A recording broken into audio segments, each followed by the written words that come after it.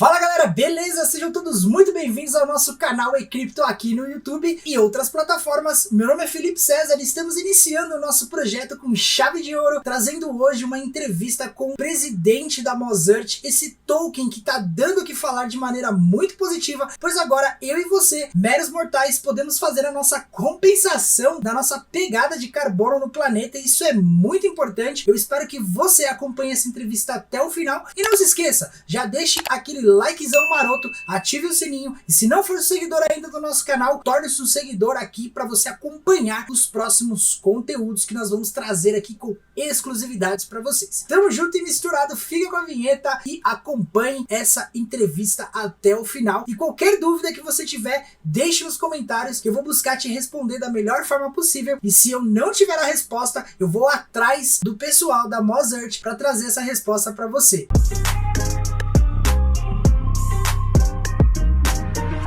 Fala galera, beleza? Sejam todos muito bem-vindos aí a essa gravação com o nosso presidente da Mozart, como eu havia prometido para vocês, né? O Luiz Adaime, esse cara fantástico que está trazendo uma solução maravilhosa para o mercado.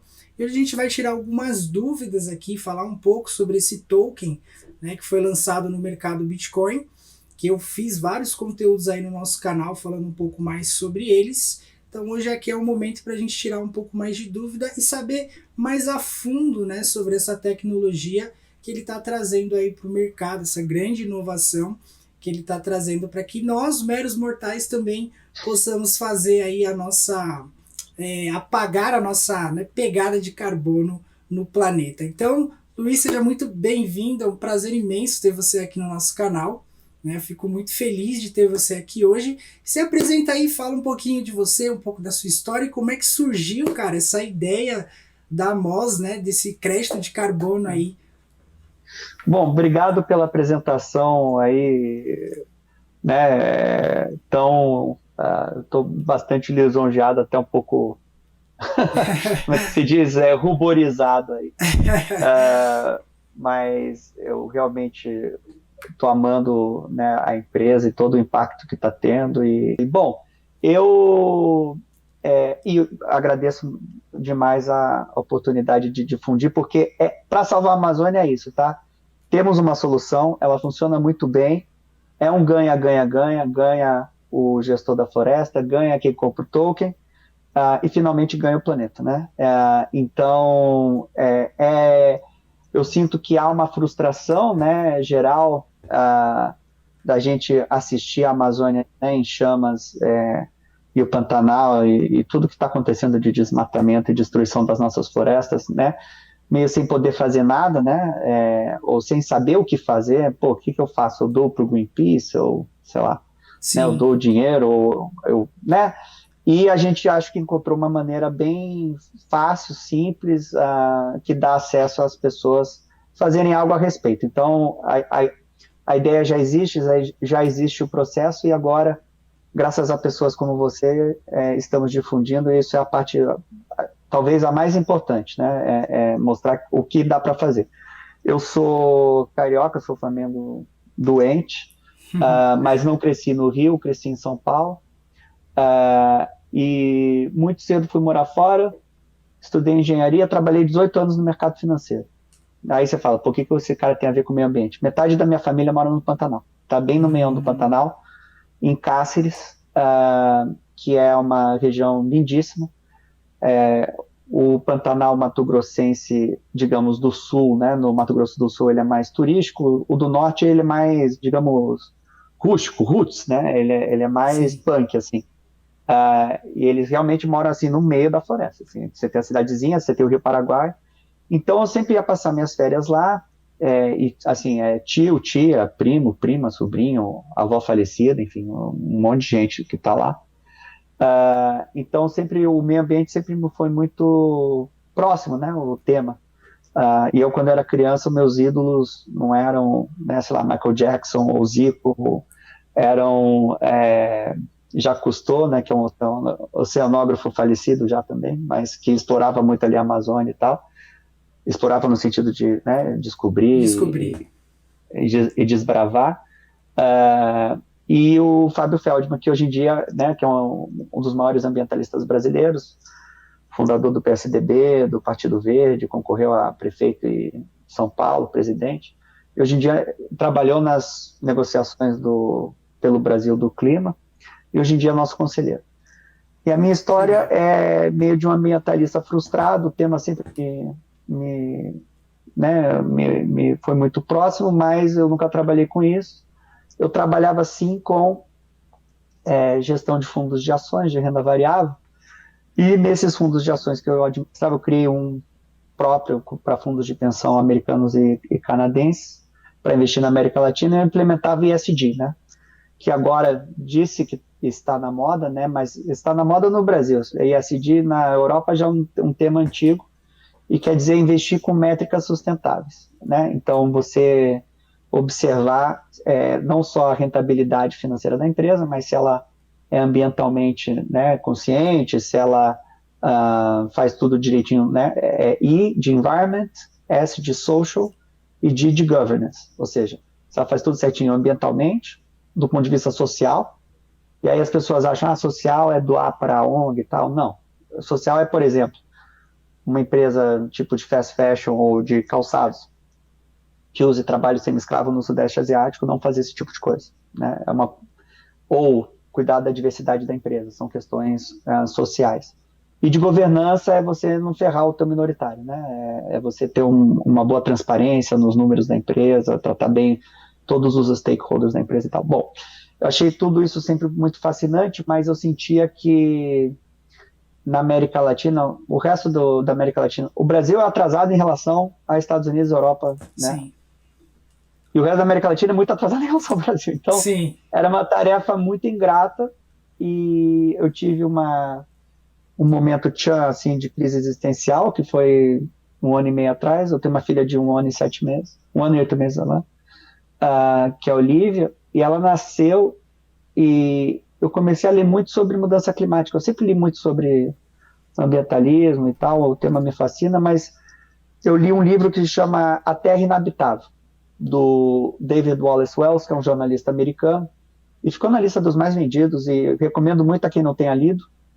E é como um crítico colocou numa resenha, um tapa na cara, porque a mídia e a ciência falharam, assim, bizarramente, em nos alertar o quão horrível é o cenário para o mundo daqui a 50 anos. Então, nós definitivamente estaremos, né, vivos, talvez no final das nossas vidas, mas não os nossos filhos, né? Os nossos filhos vão estar no auge, né, da sua vida daqui a 50 anos. A gente fala 2070, só que é super longínquo, mas não é. Minha filha vai ter 51 anos.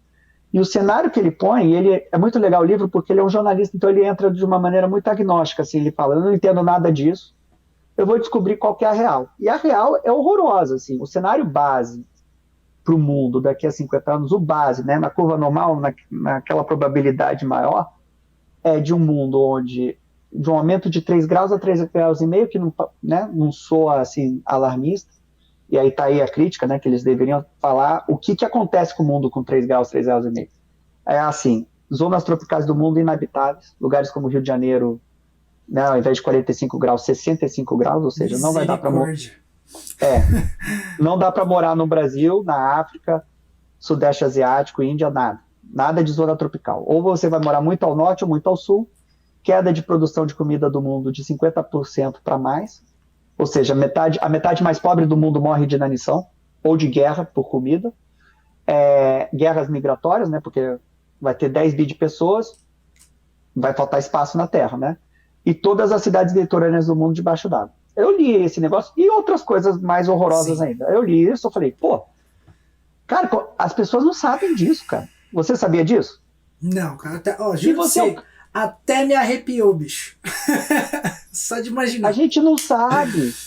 E aí fica, assim, eu não devo falar de política, mas há os negacionistas, né, os americanos e os brasileiros, sabemos quem são, que ficam, não tem mudança climática, coisa da esquerda, sei o quê.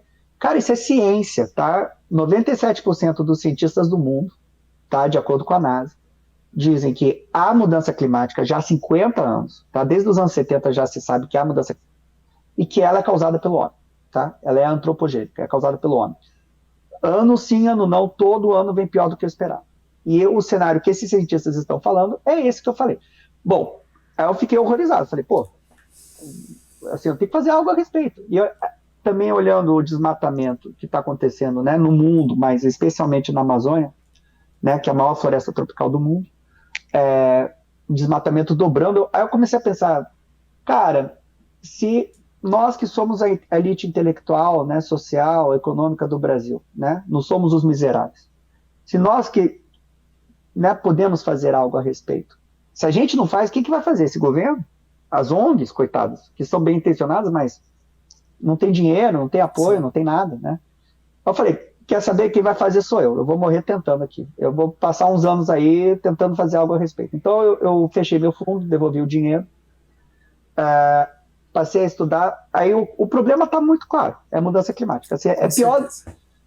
assim, e a gente tem, para evitar aquele cenário, eu descobri, e isso ninguém fala também, a gente tem que difundir essa mensagem. Não é exagero, gente, não é exagero, é ciência, tá? Isso aqui, de novo, não é metade dos cientistas do mundo, é quase todos, 97%. A gente tem 5 a 10 anos para reduzir a poluição do mundo pela metade. Tá? A poluição do mundo mais do que dobrou nos últimos 12 anos.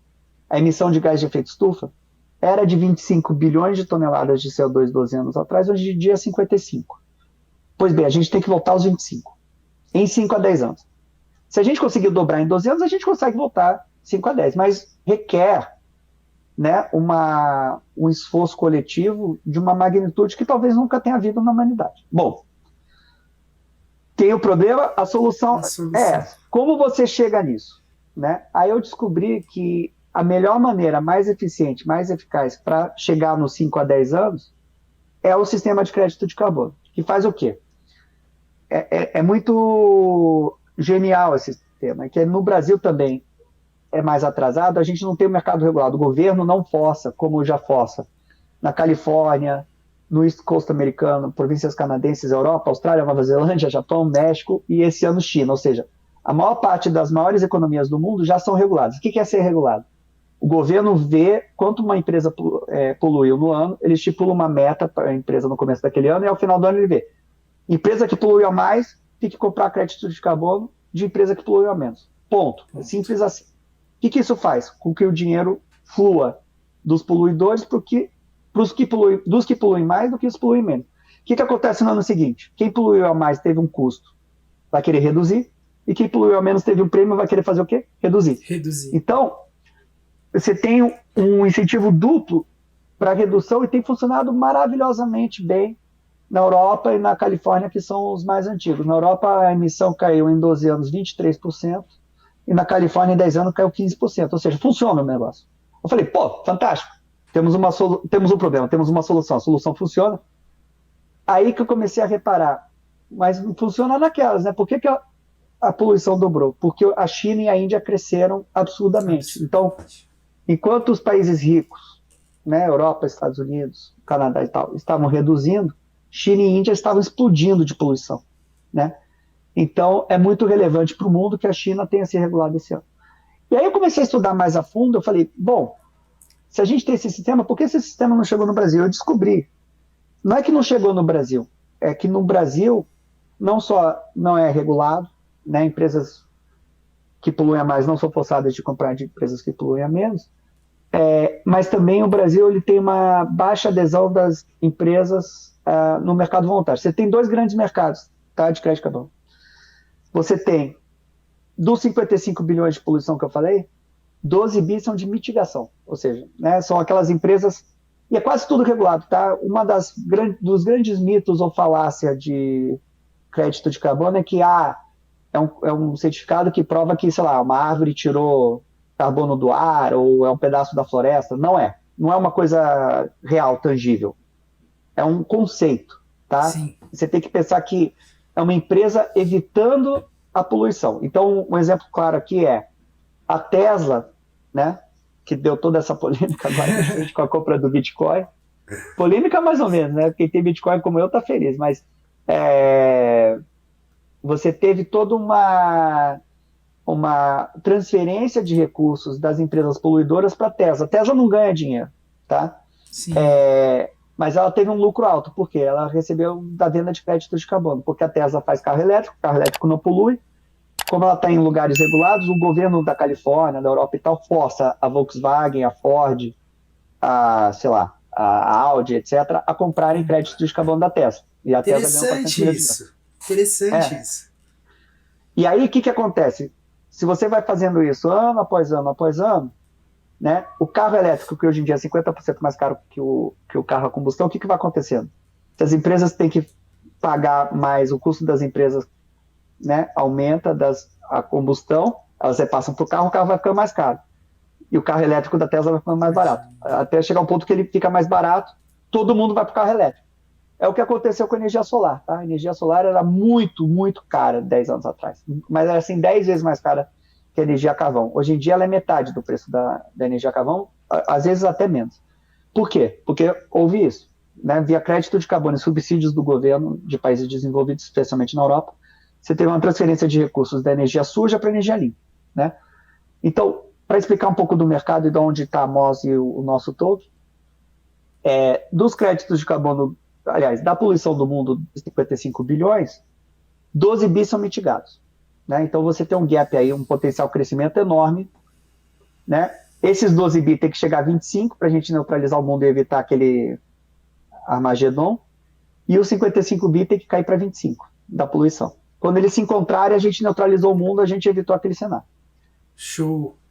O lance dos 12 bi, 11,9, ou seja, quase tudo, né, 99,2%, estão nos mercados regulados que eu descrevi. E você tem uma faixinha, uma franjinha, que vem de projetos ambientais. E aí, nessa franjinha de projetos ambientais, esse é o chamado mercado voluntário. E esse mercado voluntário ele é global, ele é reconhecido em qualquer lugar do mundo. E aí os créditos de carbono vêm de projetos, na grande maioria, florestais, e florestal é muito pouco de reflorestamento, de plantar árvore, tá? É de conservação de grandes áreas, como as áreas que a gente compra crédito de carbono, conservação de grandes áreas na Amazônia, por exemplo, de 100, 150 mil hectares. Para dar uma ideia, a cidade de São Paulo tem 150 mil hectares. São áreas enormes, assim, é quase um país, tá? Você conserva aquilo, o que você está fazendo ao conservar aquela área? Você está evitando desmatamento. Desmatamento é emissão de carbono. Então, o que é um crédito de carbono? Sempre perguntam, né?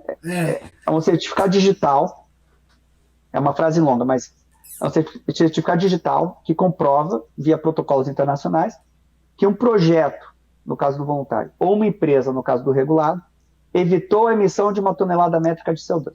Ou seja, é um conceito, entendeu? Então, Sim. Um exemplo mais claro aqui, um parque eólico é um monte de catavento, né? Perfeito.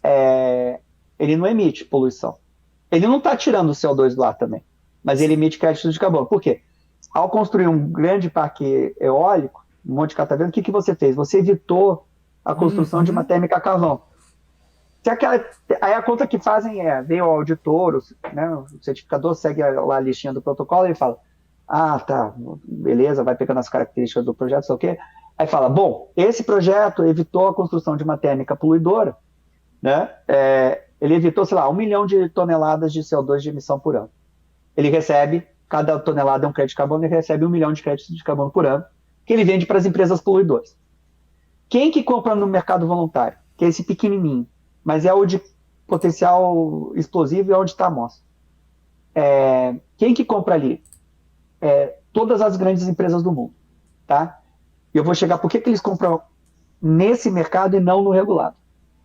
Todas essas empresas que você vê fazendo neutral pledges, né? Neutral pledge em inglês é um compromisso de neutralidade de carbono. Ou seja, Sim. A empresa vai calcular quanto ela poluiu e quanto ela tem que comprar de crédito de carbono. A Apple, por exemplo, que emite a Amazon emite 45 milhões de toneladas ao ano, ela compra 45 milhões de toneladas de crédito de carbono, isso aí vai para a floresta, vai para parque eólico, sei lá o quê, ela mitigou, compensou o seu impacto no meio ambiente, né? Ela meio que pagou uma multa pela poluição que ela fez, e esse dinheiro foi para coisas que estão preservando o planeta. Pois bem, por que as empresas compram no mercado voluntário e não no regulado? Por N razões. A primeira razão é que as opções que ela tem são, ou ela pode comprar num regulado de uma empresa que poluiu a menos E o regulado, como ele tem uma demanda cativa, o preço é muito mais alto. Tá? O preço na Europa, por exemplo, do regulado é $40. Né? Ou ela compra no voluntário. E quando ela compra no voluntário, no atacado, em grandes volumes, ela consegue preços aí entre 5 e $10. Aí você é a Apple, você calculou a tua poluição. Aí o que você vai comprar?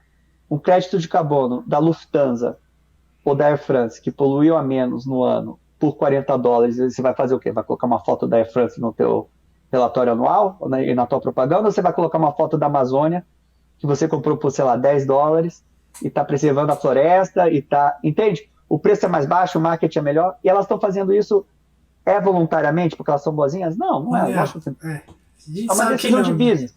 Com a gente sabe que não.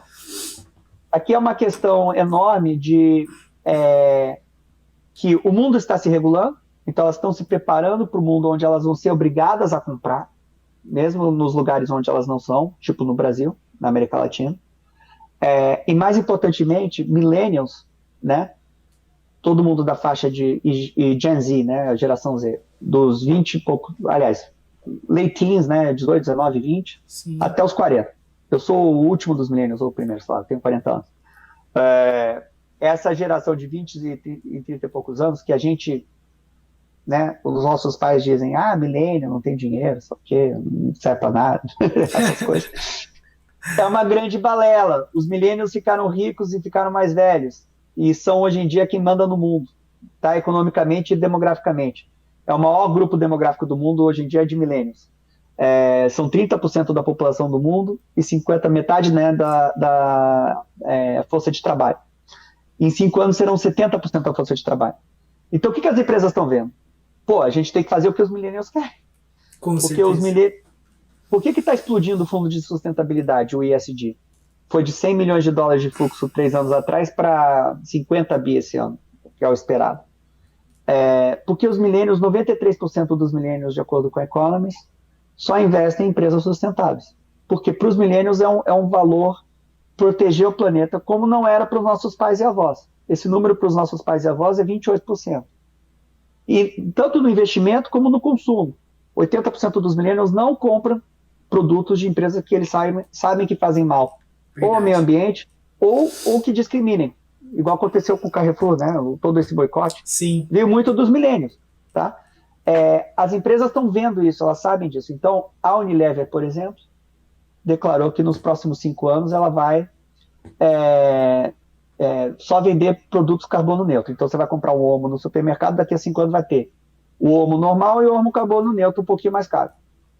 A aposta dela, e ela sabe a resposta, é que os millennials vão comprar o Omo carbono neutro, que está se tornando já uma decisão no ato do consumo. E aí, por isso que as maiores empresas do mundo anunciaram no último ano e meio, parece que é uma onda, né? Mas não é uma reação à demanda deles. Então, no último 2 anos, 1 ano e meio, as empresas que anunciaram Neutral Pledges foram Amazon, Microsoft, Apple, Nike, JetBlue, Delta, Verizon, Unilever, Bradesco, Vivo, Cabify, Mercado Bitcoin, Nubank, C6. Você vai somando tudo isso, eu fiz a soma, dá 400 milhões de toneladas. Uau. Qual que é a questão? Demora 3 anos para você certificar um projeto. E antes desse boom, a oferta era de 100 milhões. Adivinha quanto é a oferta agora? 100 milhões. Então a demanda multiplicou por 4 com a oferta escassa. Quando a demanda multiplica por várias vezes com a oferta escassa, o que acontece? Acontece o que aconteceu com o Bitcoin, o preço voa.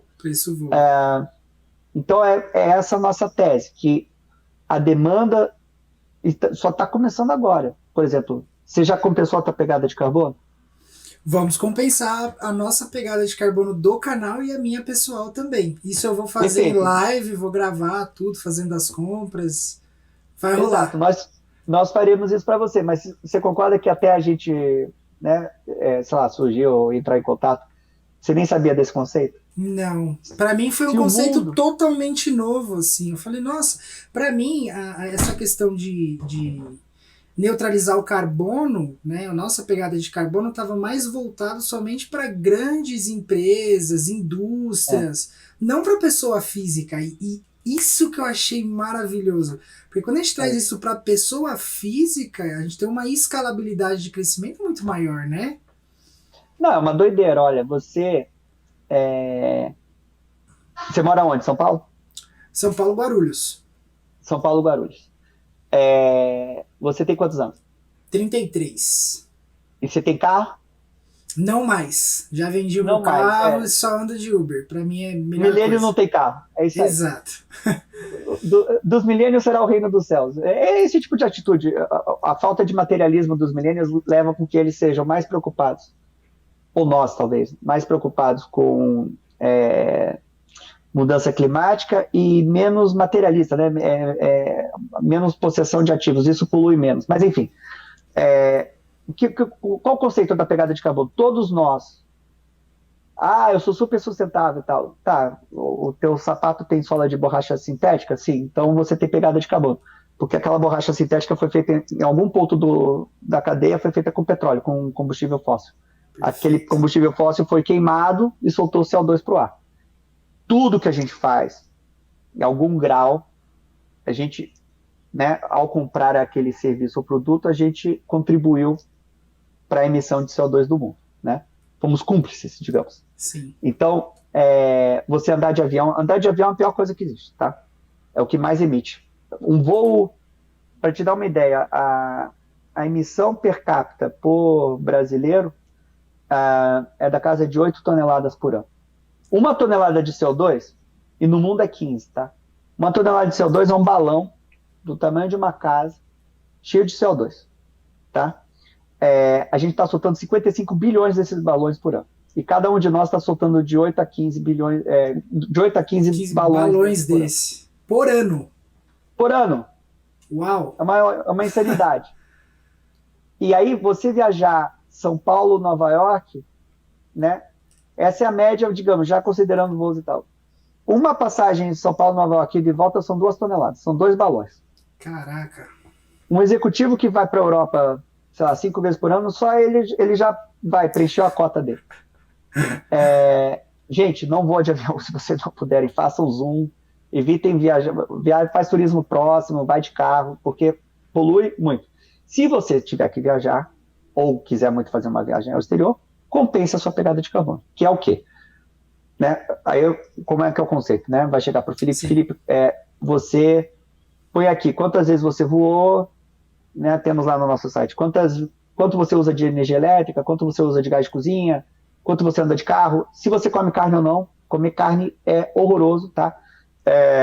Dos 2 bilhões que o Brasil emite por ano, quanto você acha que vem de desmatamento de floresta? Pelo menos a metade, eu acho. 75%, é 1,5 bi. Uau, é mais do que... Ou seja, os brasileiros de uma cidade, né, por exemplo, você deve emitir 2, 3. A diferença do desmatamento da Amazônia, basicamente. É um horror. E da onde vem o desmatamento da Amazônia? Muito é por pecuária. Não, tem muito que é agricultura, soja. Tá, o que você faz com a soja? Você alimenta o gado.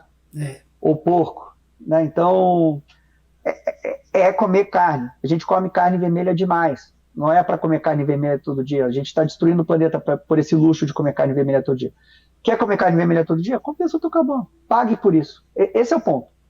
Porque tem um custo, tá? Você não está pagando esse custo, mas todos nós, 8 bilhões de pessoas no mundo, estamos pagando esse custo, porque aquela poluição ela se dispersa, né? Sim. E aí fica um custo pequenininho, né, microscópico para todo mundo. Mas você soma a atividade de 8 bilhões de pessoas, esse custo fica alto e começa a impactar aumento de temperatura do mundo, derretimento de calota polar, qualidade do ar, doença respiratória, todo tipo de efeito colateral.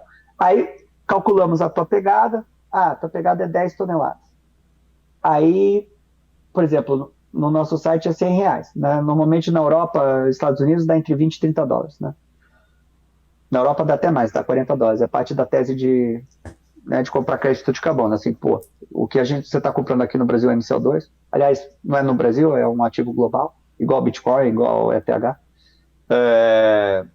Na Europa, o mesmo ativo, não em blockchain, não negociável em bolsa, está 40. Por que o ativo ilíquido, que você não consegue fazer nada, está 40, e o que você consegue, né, tradar, repassar, etc., está 20. Né? Sim. Mas é esse o conceito. Aí você, 10 toneladas, R$100, R$1.000. Você vai mandar R$ 1.000 para um site de compensação ou você vai receber um PDF falando que você é uma pessoa muito legal? Você vai fazer isso? Difícil, né? É muito Difícil. alto. É muito Difícil. alto. Mas isso eu disse, a nossa proposta é essa. Porque o que a gente descobriu? Que o dinheiro vai para a floresta no ato A floresta, ela só quer vender o crédito. Ela não se importa se você vai dar baixa naquele crédito ou não. É diferente da empresa. A empresa ela tem que dar baixa naquele crédito, ela tem que consumir aquele crédito para emitir um certificado oficial dizendo, eu sou bacana, né? Eu compensei, mitiguei a minha poluição. Só que para a pessoa física, concorda que você não vai ficar mostrando esse PDF. Qual o valor daquele PDF para você? É nada, é a tua consciência limpa. Sim. Então, o que a gente argumenta? Que o valor está na compra do crédito. E que se a gente te der esse crédito e você revender esse crédito, não interessa. Né? Para uma empresa depois que vai usar aquele crédito, ou para uma outra pessoa física que vai depois revender, etc. O dinheiro já foi para a floresta. Essa é a grande diferença. Isso aqui é igual uma vinícola. A vinícola, ela está interessada quando ela te vende o vinho. Se você abre o vinho e toma ali na hora, ou se você leva ele para casa e guarda por 100 anos, Não. ou se você revende o vinho, não. Ela quer o dinheiro do vinho. Aqui é a mesma coisa o projeto na floresta que gera o crédito de carbono. Ele não está interessado no que você vai fazer com aquele crédito de carbono. E por isso que a gente... Aí, o que fez a MOS? Né? Concorda se... Agora, se eu te falar, você, Felipe, a gente vai falar, você poluiu e vai custar R$ 1.000. Mas você fica com um ativo de R$ 1.000 que pode ir para R$ 2.000. Aí, o que você acha dessa transação? Super interessante, né? Muito mais interessante. Muito mais interessante. Esse é o ponto. E da onde que, né, talvez a galera não entenda da onde que a gente precifica isso, né? Porque eu vi que no ano passado era um valor. Esse ano já quase dobrou esse valor, né, desse certificado digital. Como que a gente precifica isso? Na verdade, é uma ciência, né? Então é mais exato do que o Bitcoin. Qual o valor justo do Bitcoin? Qual o valor justo do ETH? Para mim tá subvalorizado, né? Ainda o ETH vai longe. Mas assim, não tem uma conta matemática, é $100.000, é $10.000, é $1 milhão, né? É demanda e oferta. Assim, a demanda vai ficando mais alta, a oferta é escassa, né? O ativo vai ficando mais caro. Aqui é a mesma coisa, tá? Tem um número finito de árvores no mundo. Tem um número finito de carbono no mundo, né? É igual ouro. Né? Carbono é um elemento igual ao ouro. Metade de uma árvore é carbono. As árvores vão morrendo, igual a gente está fazendo, e vai soltando para o ar, vai ficando cada vez menos carbono para a gente proteger e gerar crédito de carbono. Então é um ativo escasso. Onde a demanda está multiplicando por várias vezes. Né? Eu falei, multiplicou por 4 entre essas empresas, só nessas empresas ano passado. Esse ano estima-se que multiplique por 10. A McKinsey tem uma conta mais conservadora que diz que vai multiplicar por 15 até 2030, ou seja, em 9 anos, e depois por 100 até 2050. Eu acho que multiplica por 100 até 2030, mas enfim, qualquer coisa que a demanda multiplica por 15 e que a oferta não aumenta muito, o preço resolve no preço, né?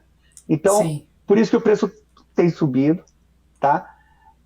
E uma conta, acho que mais exata, é o preço de equilíbrio do mundo, que leva aquele incentivo que eu falei para diminuir a poluição pela metade, que deixa caro o suficiente para quando você for comprar o teu carro, né? Para que você não compre um Golf da Volkswagen, você compre um Tesla. Um Tesla. Qual é esse preço do carbono que deixa o Tesla mais barato? É de mais de $100. Isso é de acordo com os bancos centrais europeus, tá? Ou seja, os caras mais conservadores do mundo. Não é o cientista maluco, entendeu? É o Banco Central Europeu, é o FMI, é o Banco Mundial e é o London School of Economics. E a NASA. Ou seja, todos eles falam de ranges, né, de preço, mas algo entre 100 e $150. O MCO2 está 19 hoje. Então, assim, né, é igual o Bitcoin te garante algum tipo de retorno? Não. Você compra e você está na dinâmica de demanda e oferta. Aqui é a mesma coisa. O único direito que o crédito de carbono te dá é o direito da compensação. Você pode ir e queimar aquele token, e aí você recebe um certificado. Você vai lá no nosso site, você queima o token, a gente queima o crédito correspondente e te dá um certificado. O ponto é que 98% ou 99% desse mercado vai ser sempre de empresas. Só a Petrobras, sozinha, ela emite 60 milhões de toneladas ao ano. Cara, a gente tem 2 milhões de crédito de carbono tokenizado. 2 milhões. Sim, ou seja, se a Petro decidir compensar 10%, é 3 vezes o nosso estoque. A gente está falando com uma empresa que eu não posso falar ainda, que vai ficar público semana que vem, é uma empresa de grande porte listada na Bolsa Brasileira. Só essa empresa quer 3 milhões de toneladas.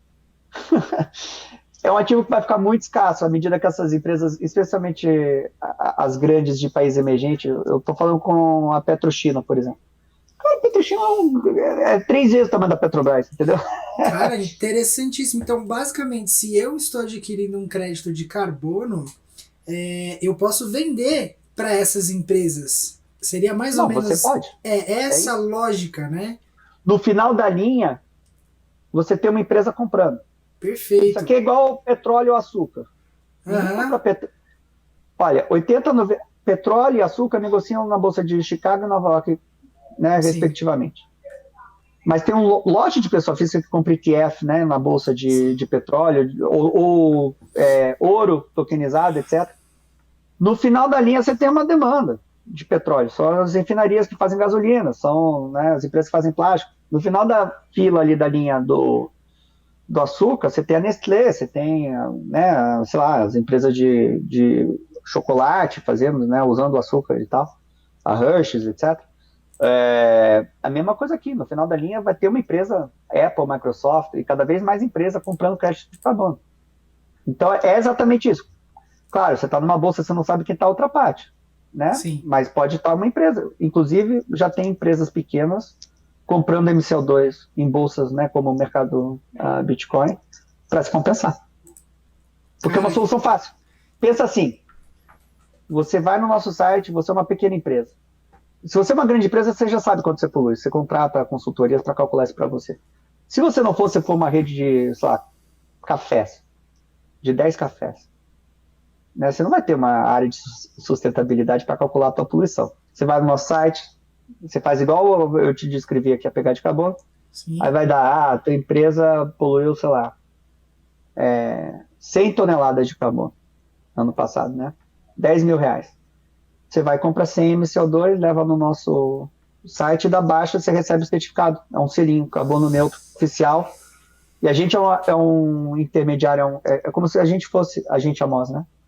Como se a gente fosse um agente, tipo a XP é para a Bolsa, ou a BTG, a gente é um agente oficial do Registro Global de Créditos. Então, a gente tem a licença para emitir esse certificado oficial.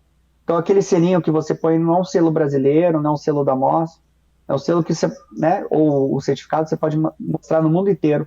Ah, você tem cliente alemão que está te enchendo o saco para ser carbono neutro. Você mostra para ele e você é carbono, entendeu? Cara, que fantástico isso. Nessa conversa que acho que agora virou uma chave na minha cabeça. Quando vira a chave é foda. Puta merda, realmente agora eu consegui entender a parada, cara. Que sensacional isso. Bicho. Não, é muito fodido, porque assim, desculpa falar a palavra. Não, aqui a gente é de boa. De boa. Porque o impacto que tem na floresta isso é inacreditável. Ó, a gente protegeu, né, tem os projetos de conservação na Amazônia, né, são 6 projetos que a gente trabalha que juntos, né, protegem 1 milhão de hectares. É um pequeno país, tá? É tipo o Catar, o Líbano, a Jamaica. É uma área grande. São tipo 6, 7 cidades de São Paulo. Tudo junto. E como é que eles se remuneram? Eles emitem os créditos de carbono, né? E vendem para gente, que vende para pessoas e para empresas, né? Para se compensar. Normalmente as empresas se compensam e as pessoas ou se compensam ou revendem, treinam, ou guardam como uma poupança verde. Bom, a gente mandou ano passado 55 milhões de reais para esses projetos. O orçamento do governo federal foi 20. Tá, o Bolsonaro mandou 20 milhões, eu mandei quase 3 vezes, ou eu não, os nossos usuários, os nossos clientes. Mandaram quase 3 vezes o que o Bolsonaro mandou para a floresta. Tem 2 projetos que iam fechar as portas, tá? Que estavam encalacados com crédito de carbono, porque o interesse, né, no tema é recente, porque aí me perguntar por que isso está bombando agora? Pô, porque a gente está começando a ver os impactos de mudança climática. Se eu viesse para você 2 anos atrás, tem mudança climática, me falasse, eu ia falar, não sei, talvez, mas ainda não está muito visível. Porra, agora com incêndios na Califórnia, na Austrália, matou 1 bilhão de animais na Austrália. Incêndio no Pantanal na época chuvosa. Temperaturas mais altas já registradas na Europa, na Sibéria. Porra, fez 38 graus na Sibéria no inverno. Assim, uns negócios bizarros. Cara, não Absurdo. tem como argumentar que a gente não está destruindo o planeta. Então, toda essa demanda gerou uma pressão em cima das empresas assim, façam algo a respeito. Então, elas estão comprando crédito de carbono, né? Cada vez mais e mais e mais. Claro, começa nas mais inovadoras, né? Tipo a Amazon, Google, Sim. né? Apple e tal. E aí vai indo para as mais conservadoras. Cara, Né? sensacional. E aí você falou que tem hoje quantos 2 bi de tokens? É isso? 2 milhões de tokens. 2 Então, milhões de tokens. tem um valor de mercado de 40 milhões de dólares, né? 200 e poucos milhões de reais. E isso também pode se aumentar conforme o tempo, novos projetos vão sendo agregados. Como que a Não, gente. é Não! escasso. É Uau! escasso. Porque pensa igual aquela empresa que eu falei. A empresa que eu falei, ela comprar 1 milhão da gente, aquele número que você vai lá no Etherscan, você vai ver de 2 milhões, ele vai cair para 1. Aí eu vou comprar mais. Mas essa corrida de eu comprar mais e a demanda das empresas, as empresas estão perdendo, entre aspas, né? Porque elas estão demandando muito mais do que eu consigo arranjar da floresta. Já está acabando. Cara, tem 2 projetos na Amazônia que estão me calacrado com 10 anos de crédito de carbono. Eu comprei tudo dos caras. Não Caraca! tem, não tem mais nada. Isso incentiva o quê? Com que o preço do carbono suba. Se o preço do carbono subir, e aí que a gente salva a Amazônia. Porque a conta é assim.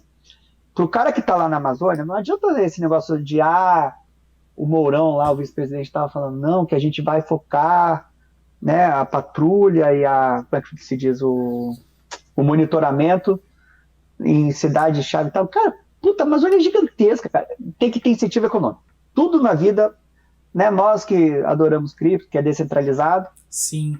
e aqui é descentralizado, é uma solução descentralizada, ninguém é dono do crédito de carbono, do sistema. É um sistema, né? É igual Ethereum, né? E você vai criando soluções. E a solução aqui do crédito de carbono é uma área na Amazônia de floresta custa $100. Tenha 150. Florestada. O que o cara da agropecuária faz? Eles compram, desmatam, tá? Aí eles fazem um puto investimento, é que esses caras não sabem, quer dizer, não sabem fazer conta e nunca foram mostrados a conta do carbono, mas desmatam, queimam tudo, tiram as árvores e tal, aí eles gastam, digamos, em 1.000 hectares, né? Comprar terra, 100 hectares, ele vai gastar $100 mil, tá? Aí ele vai colocar uma cabeça de gado por hectare, tá? E o gado custa R$ 2.000, ele vai gastar R$ 2 milhões, né? $400 mil de cabeça de gado, né? E aí, né, para produzir aquilo, o retorno dele vai ser entre 5% e 10% ao ano, tá? Ou ele vai plantar soja, que também vai ser um retorno parecido, porque você tem que colocar cerca, você tem que plantar soja, né, a soja não Sim. tem um investimento de trator, enfim. E você tem a volatilidade do preço do gado, da carne, a volatilidade, e tem logística, não é fácil tirar gado e soja lá da Amazônia, enfim. Ou, né, eles conservam, ou eles desmatam e vendem por 4 a 5 vezes o preço. É o que a maioria faz, tá? Uhum. Já vende desmatado, que aí o cara não tem que gastar dinheiro para desmatar e tal. Qual que é a alternativa? Quando que eles vão parar de desmatar? Quando valer mais a pena gerar carbono. E qual é a conta para carbono? Assim, 1 hectare que seja de 100... Desculpa. 1 hectare que custe $100, ou seja, 1.000 hectares, $100 mil. Cada hectare daquele conservando vai gerar por ano, por 30 anos, 10 créditos por hectare. Ou seja, uma área de 1.000 hectares, 10 mil créditos. Com o crédito já se aproximando de $10 no atacado, né? Para você vender para uma grande empresa milhões e milhões de créditos, você vende, né, num desconto do que o preço do varejo. Pois bem, vai gerar, né, 10 vezes 10, 100, $100 mil, né, por ano, por 1.000 hectares. Lembra que eu falei que a terra custou $100 mil, é um retorno de 100%. Só que é 100%, 100%, 100%, 100%, 100%. O Vai retorno desse negócio. compensar mais você justamente não desmatar, preservar, gerar créditos de carbono. O planeta agradece. E quais são as duas variáveis que estão erradas aqui? O preço do carbono está muito baixo, ele tende a aumentar, esse retorno tende a aumentar. Aí você concorda, se você souber que você compra terra na Amazônia que te dá mais de 100% ao ano, o que você vai fazer? Você vai comprar terra na Amazônia. Quando todo mundo for comprar Claro, terra na Amazônia, o que vai acontecer com o preço da terra na Amazônia? Vai vai subir. subir. E aí, essa molezinha que o cara tem de comprar 100, desmatar e vender a 500, vai pro saco. Porque o retorno não é para ser de 100. Você concorda que você faria isso se o retorno fosse de 20? Não, puta, retorno 20. Sim, Só que o preço da terra foi para 500. E aí, ela já fica equiparável com a terra desmatada prontinha. Aí o cara fala, pô, eu vou conservar. Porque eu não tenho que colocar dinheiro, eu não tenho que comprar gado, eu não tenho que... Entende? sim. E a gente já viu isso acontecendo, cara. Teve um projeto lá que a gente comprou 18 milhões de reais de crédito de carbono. O cara não vendia há 8 anos, tá? O cara tá desesperado. Aí ele falou, primeiro compra aqui... Primeiro foi 8 milhões de reais. Só para eu não fechar as portas. Comprei 8 milhões de reais.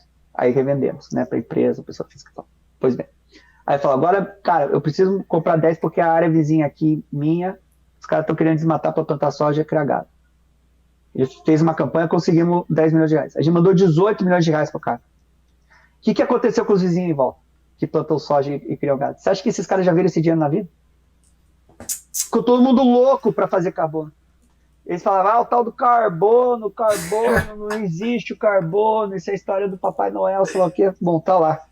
O cara que acreditou no carbono, que era o trouxa, recebeu 18 milhões de reais. Que genial isso. Quanta informação, assim, relevante que eu acredito que a maioria das pessoas não tem nem ideia. Não tem ideia que existe isso. Não... Eu não fazia uma puta ideia que isso existia. Assim. Eu fui lendo, fui ficando fascinado. Aí eu comecei a falar com os projetos, eu falei, cara, mas as empresas vão demandar muito de vocês, elas não sabem que isso existe. E é isso que eu estava falando da difusão da ideia, sabe, Felipe? De divulgar, porque quando as pessoas sabem que isso existe, elas se encantam. Se encantam. E o crédito, ele não inspira, ele não vence, ele é dolarizado, ele é digital, reconhecido no mundo inteiro. O que não vence é digital, reconhecido no mundo inteiro e é dolarizado? Bitcoin. Bitcoin. Entende? É uma alternativa. É uma reserva de valor. Esse negócio uma reserva verde, né? É uma e reserva assim, verde. Justo, eu já abracei a ideia do projeto. Vou criar essa reserva verde para mim no futuro também.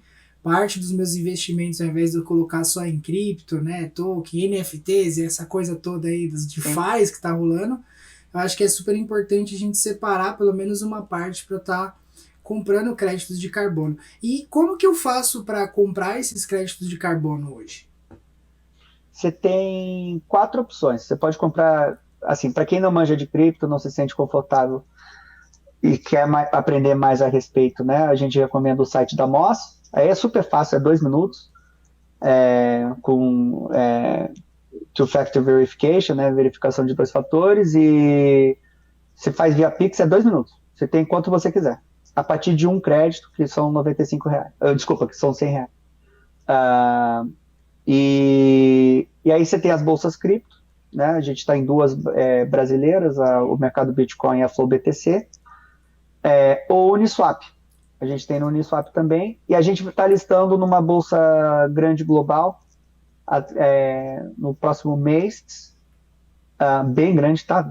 Tipo 5 vezes o tamanho do mercado do Bitcoin. Talvez eu já até imagine. Talvez eu imagine qual seja. Estamos falando com as grandes, então é uma dessas grandes aí.